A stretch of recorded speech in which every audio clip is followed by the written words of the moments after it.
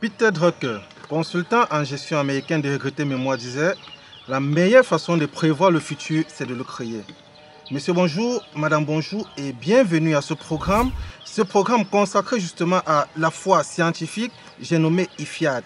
Aujourd'hui, nous allons parler justement des membres du comité scientifique de l'IFIAD et nous allons recevoir ce jour un monsieur dont la renommée ne souffre d'aucun embâche, ne souffre d'aucun doute.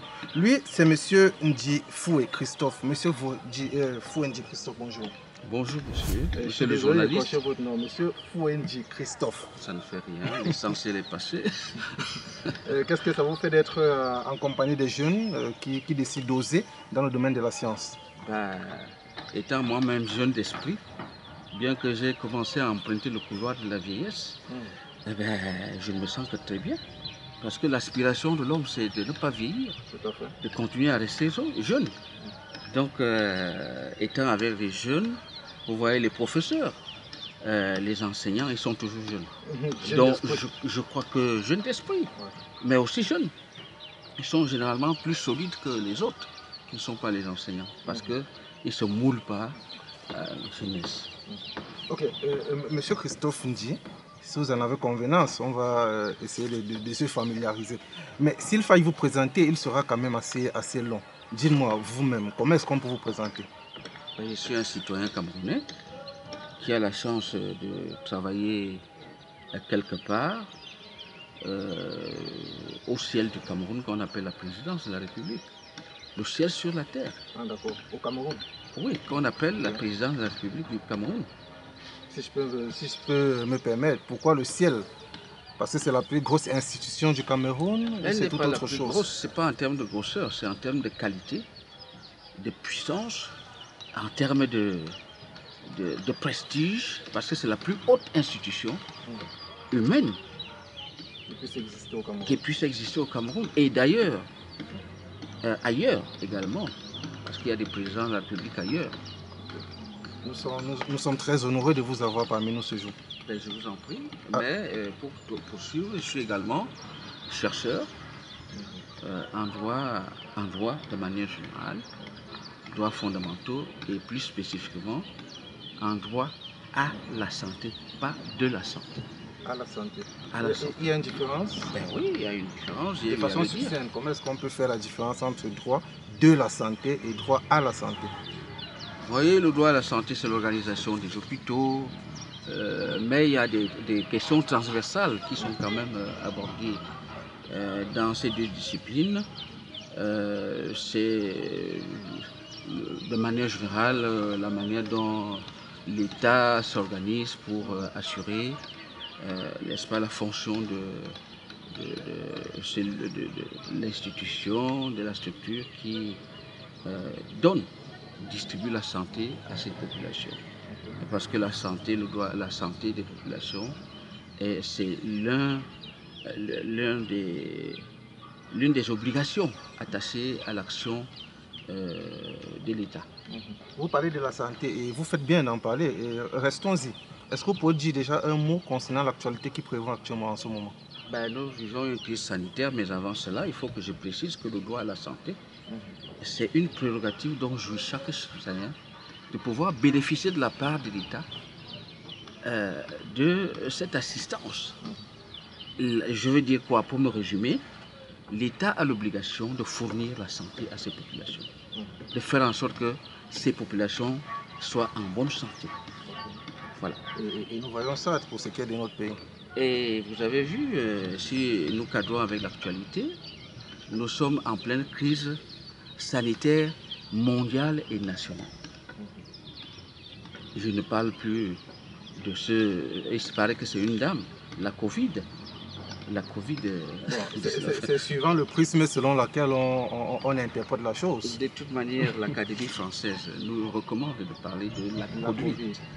Peut-être parce qu'avant Covid, il y a la pandémie avant, je ne sais pas, ils ont leur explication.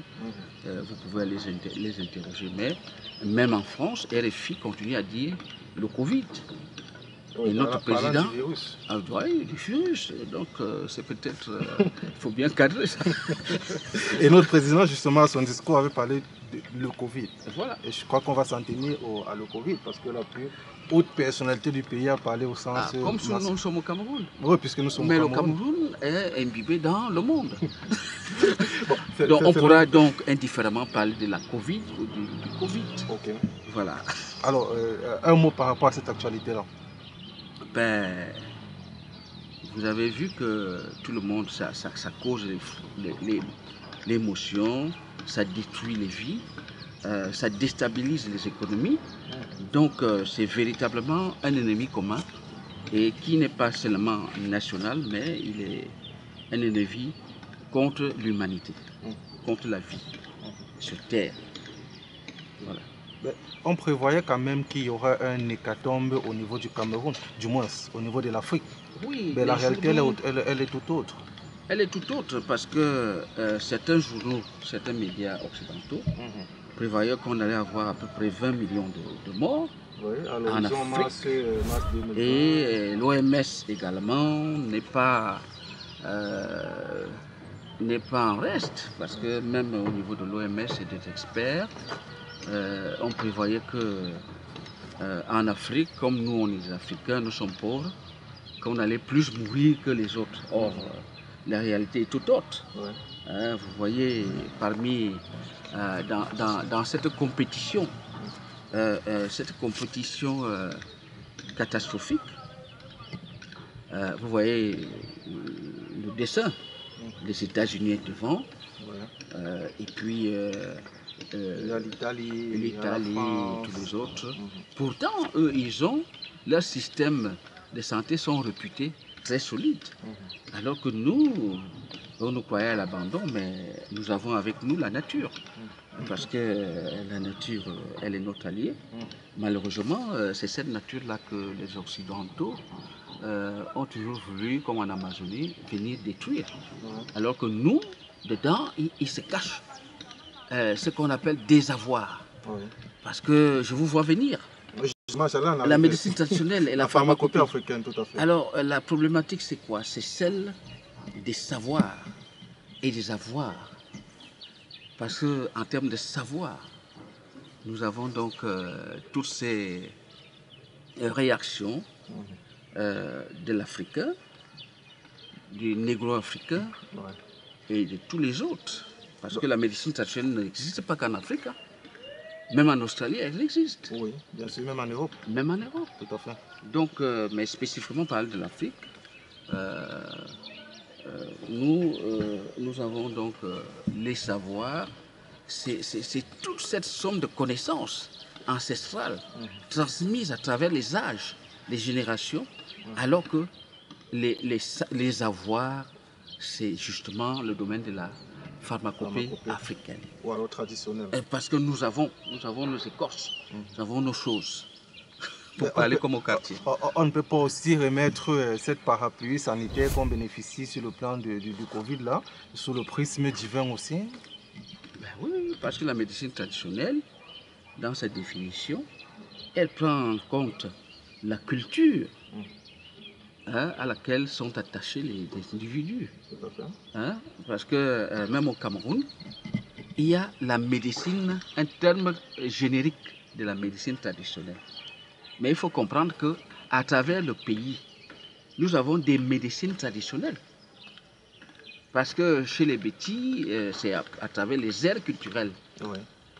Dans telle ou telle aire culturelle, il y a des gens qui maîtrisent le tonnerre, il y a des gens qui soignent les problèmes d'eau cassée, il y a des gens qui soignent les maux de dents, les maux de tête, et ainsi de suite. Il y a une spécialisation en Afrique par rapport à la culture. Vous savez qu'à l'ouest, c'est aussi un vaste domaine. Ensuite, vous savez tout ce qu'on dit par rapport à la culture de l'ouest. Il y a les ancêtres qui on va parler, même ici. Donc nous avons nos cultures qui, pour les autres, sont peut-être des barbaries, mais heureusement qu'il y a une discipline occidentale qu'on appelle l'anthropologie qui restitue la valeur de nos cultures. De nos cultures. Voilà. Alors, on a longuement déjà parlé de la pharmacopée africaine. On a vu tout le remue-ménage que ça a causé avec justement cette actualité sur le Covid. Est-ce qu'on tend là vers la légalisation de la pharmacopée africaine?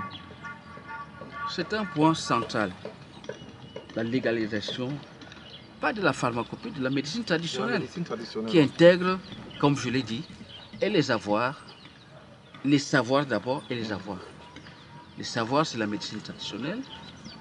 Les avoirs, c'est notre pharmacopée, ce que nous avons dans notre poche.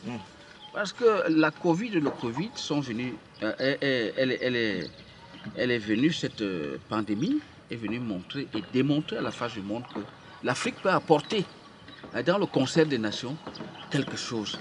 Parce que quand on se rencontre dans les sociétés humaines, chacun a dans son sac, dans sa judiciaire, quelque chose qu'il apporte, qui peut être universel, utile à l'universel. À l'univers.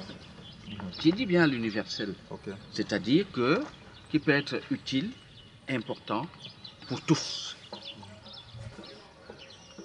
D'accord. Vous avez commis un livre sur le droit à la santé au Cameroun. Bon, on va le dire, sur le droit à la santé. Je préfère qu'on s'arrête au droit à la santé et nous aurons l'occasion d'y revenir tout à l'heure. Mais avant, je veux savoir, la réglementation en vigueur dans le cadre de la médecine traditionnelle, qu'est-ce qui est prévu? Nous devons dire que le Cameroun n'est pas un pays qui vit à part. Le Cameroun est un pays, un membre de la société internationale. Il y a les relations internationales. Le Cameroun est membre des Nations Unies. Ouais. Et en tant que membre des Nations Unies, parce que lorsqu'on fait le droit, ou alors dans l'opinion commune, les gens pensent que le Cameroun évolue seul. Le Cameroun évolue dans le cadre d'une communauté internationale. Le Cameroun a des comptes à rendre à l'ONU, où aujourd'hui c'est l'ONU qui s'occupe des droits de l'homme et la santé au cœur des droits de l'homme. Non seulement des droits de l'homme, mais du développement. Donc le problème de l'argumentation, c'est que si on commence au niveau international, il y a une stratégie 2014-2023 de l'OMS qui porte sur la médecine traditionnelle. Cette stratégie insiste sur la réglementation de la médecine traditionnelle par les États. Premier point. Elle insiste également sur l'intégration de la médecine traditionnelle dans les systèmes de santé des États. Je vous ai dit tout à l'heure que la médecine traditionnelle n'est pas qu'un problème de l'Afrique, du continent africain, ni du Cameroun. Elle existe dans presque tous les pays du monde. Donc l'OMS, qui est le gendarme international en matière de santé, a bâti toute une stratégie 2014-2023 qui demande aux États, qui recommande aux États, c'est encore mieux, de réglementer la médecine traditionnelle et la pharmacopée. Bon, donc au Cameroun et dans la plupart des pays, malheureusement, cette médecine traditionnelle n'est pas encore réglementée. Parce que la réglementation, c'est quoi? C'est sortir les textes. C'est sortir les textes des lois qui... parce que pour ceux qui... Il faut savoir également que nous avons deux types de médecine. La médecine conventionnelle, qui est la médecine des Blancs, qui est aussi synonyme de médecine moderne. Elle est réglementée déjà. Il existe des textes qui disent que pour être médecin, pour exercer la médecine moderne, il y a toute une loi avec des décrets d'application. Alors que ce n'est pas encore le cas pour la médecine traditionnelle. Mais nous nous appuyons sur le fait que l'ONU de la médecine, qu'on appelle l'OMS, demande et recommande aux États de la réglementer. Malheureusement, ce n'est pas encore le cas en Afrique. Plus spécifiquement au Cameroun. Ce n'est pas que en Afrique, parce que je vais vous dire que les choses étaient très avancées au niveau du Sénégal dans ce domaine. Le texte de la réglementation a même été adopté en Conseil des ministres. Mais quand il est arrivé à l'Assemblée, ça n'a jamais évolué. Et chez nous, cette histoire-là est dans ce qu'on appelle le couloir législatif depuis un certain nombre d'années. Le dernier gouvernement, le récent gouvernement, pas celui-ci, avait d'ailleurs également avancé et il y a de fortes chances. En fait, c'est pas le problème de la réglementation, ce n'est pas un problème de chance, mais un problème de droit. Donc, nous espérons que les choses vont évoluer plus positivement dans les jours à venir. Puis qu'on n'en parle pas, mais les signaux montrent que ça va évoluer, mais nous n'y sommes pas encore. Nous n'y sommes pas encore. On peut croire qu'avec l'évolution quand même du Covid organique malgache, ou alors la découverte de Monseigneur Cléda, que les choses pourront se dénouer. Le chef de l'État, dans son discours à la nation, à l'occasion de la fête de l'unité, le 20 mai, a parlé, n'est-ce pas, des initiatives endogènes. Donc il y en a beaucoup, mais ce n'est pas le seul signal. Vous avez vu une délégation du ministère aller à la rencontre de Monseigneur Cléda. Oui. Vous avez vu à la CRTV dernièrement le docteur Marlise Samba.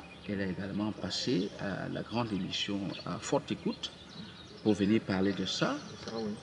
Vous avez vu tous ces signaux-là. Donc, on ne peut pas dire que la légalisation, l'encadrement juridique de la médecine traditionnelle soit un frein à les réactions, n'est-ce pas, des initiatives endogènes, comme l'a dit le chef de l'État. Mais au contraire, il y a une dynamique qui fait que nous, en Afrique et partout dans le monde, il y a des initiatives qui montrent que il faut compter avec la médecine traditionnelle dans la lutte contre la maladie de manière générale. Et je vous ai dit que l'OMS elle-même est derrière cette histoire de la légalisation et le gouvernement camerounais est aussi derrière et appuie ces initiatives. Mais seulement c'est encore retardé qu'on arrive au stade de la réglementation. D'ailleurs, nous sommes sur un projet avec le professeur Bacham pour sortir un livre collectif sur le rapport qu'il y a entre la médecine traditionnelle, le Covid, et toutes ces problématiques de la réglementation et sur l'apport de l'Afrique qui vient donc comme une revanche, montrer que l'Afrique n'est pas qu'un consommateur. L'Afrique est aussi un continent qui participe à l'évolution et au développement du monde entier et au maintien de l'espèce humaine sur la Terre à travers ce que nous avons comme avoir, j'ai insisté sur ça, avoir, c'est-à-dire la pharmacopée traditionnelle.